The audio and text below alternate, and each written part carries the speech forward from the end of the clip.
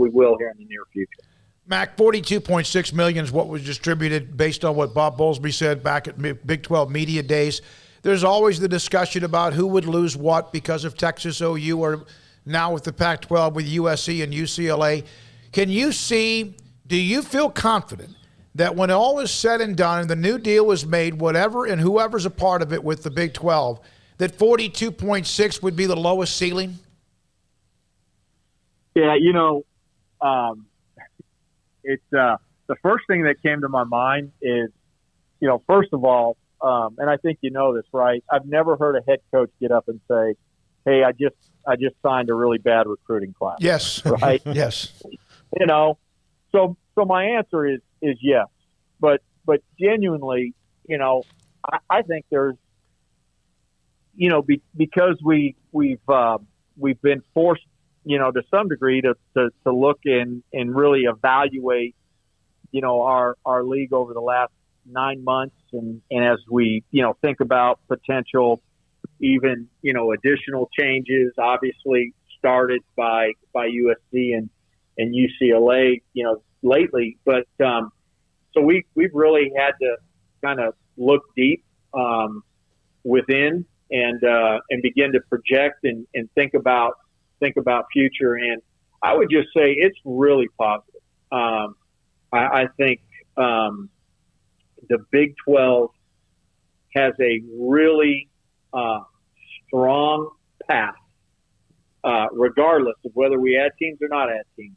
If we just stay at the 12 once with UT and Oklahoma, I think we have a really, really strong path to remain, in that third spot when you think about revenue distribution. It's been, Big Ten, SEC, Big Ten, right? And then we've been in a solid third place, with some good room over both the ACC and the Pac-12. And I feel really good about that continuing, that trend continuing. And I think there's a pathway for us to maybe even do better than just saying right at third that we can begin to nip on the heels of those two other conferences. But obviously there's a lot of fluidity. The market conditions change. They potentially change last night if ESPN is not part of the Big Ten. So they're always changing, and so it is a little bit hard to predict. But I would just tell you, when you look at the data, the science, and then you think about the art of it as well. We've got a great future.